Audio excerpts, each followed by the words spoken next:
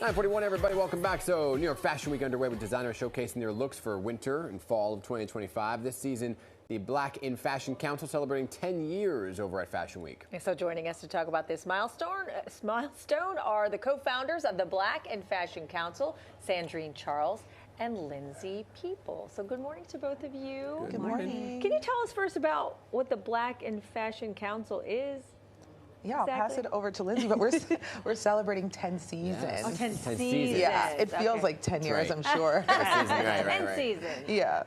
No, we both work in the fashion industry and basically wanted to create a council that would help people of color and specifically Black people in the industry, whether they're designers or stylists or creatives, be able to have more opportunities. And so we've had this showroom for 10 seasons now to be able to just help Black designers meet with editors and stylists and buyers and get in stores and get press. And we want to make sure that they get that attention outside of Black History Month all throughout the year. And so it's been a really important initiative for us. How have you seen it kind of evolve over those 10 seasons and change for the better and grow?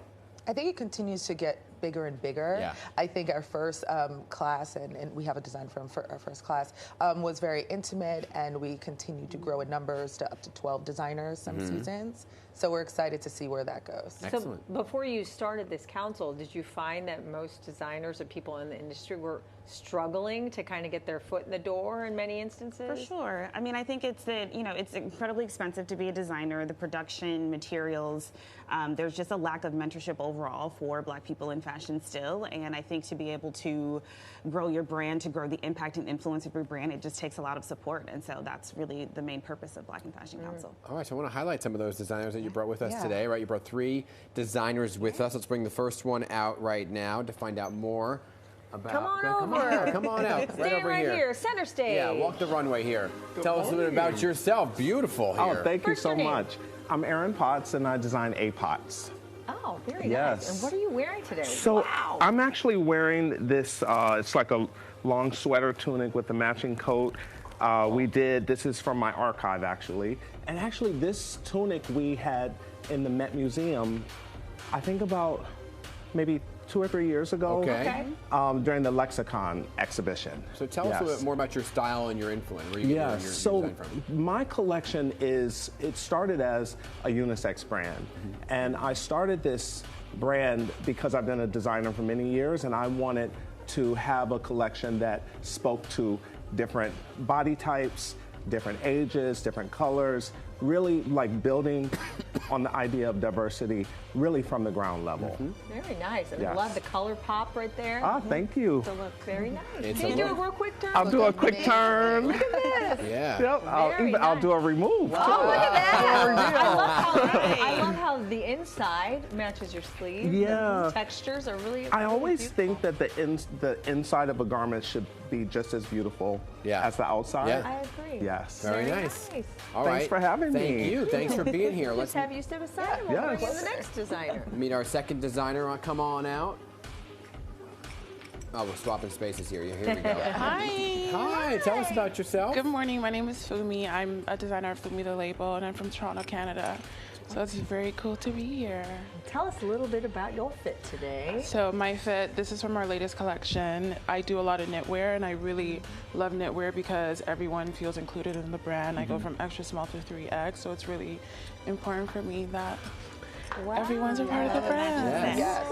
Is that what? Go ahead. Tell us about how the council kind of helped you along your career path. Well, I really love that they are not just for people in the U.S. Being Canadian, we don't get as many opportunities as our fashion base isn't as big as it is here. So what they're doing is really, really important. Yeah. How would you best describe your style? I love a lot of bright colors, so it's funny that today I'm wearing black. So we do a lot of brights, a lot of yellows, a lot of just things that make you stand out. Yeah, I can see from the photos that we're showing on the screen here, but just the colors of your designs. I love it. Stunning. Thank you very much. All right, let's bring in our last designer right now.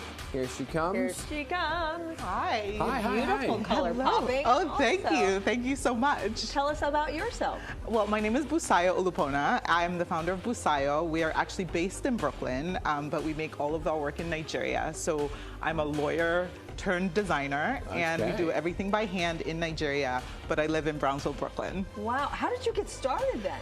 I was inspired while I was working at a law firm, actually. I wanted to wear clothes that were bright and colorful and had pop, and I worked at a law firm downtown and wanted something that could straddle like color but also corporate attire, and I really saw a gap in the market, and so that's how I started the brand 12 years ago. Wow. Yeah. Oh, I see. I was waiting for the photos to see exactly what you're talking about here. Yeah, I see what you're doing. Yeah, and we work with artisans in Nigeria, so everything is made by hand. Like this all started off white, and I design our own fabrics and our own prints. That's amazing. Yeah. If you wouldn't have had the council, do you think it would be as easy to sustain your business? Yeah, so the council, I think all of these stakeholders need to work in partnership. Like our brand is we're at Saks, we're at Nordstrom, so we've had a lot of distribution, and we're going to launch in Bloomingdale's this season. Congrats. Thank you so much. But where the council comes in is also like press and just being able to connect and have that touch point with just an incredible amount of public relations and press from different publications, and also more retailers. Like it is such a challenge to meet these people face to face. So any opportunity to have that connection and that kind of personal relationship is really invaluable. Right. So we're growing. We're not there yet. So every day, every opportunity I treasure when it comes. So I'm really grateful that they've given all of us this opportunity. That's great. All right, let's bring in the three all together. I mean, do you also provide mentorship then? Like, I mean, from somebody that's made it through your council? Like, yeah, we have like a great advisory board. We have a board as well. We do a mentorship program through Envision Festival, founded by Laura Stiles and Sharifa Murdoch. So there's plenty of ways we can help all these designers and other people in the industry.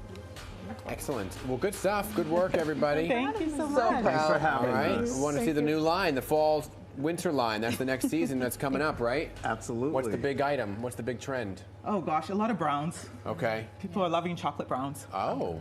I have leopard I'm this on season, spot. so I'm really excited about leopard. Yes. Very cool. Very All right. cool. Very good. And the Black in Fashion Council Discovery showrooms will be open today. And where are they located? We're at WSA on Water Street. Okay. Very nice. Thanks again. Thank you So much.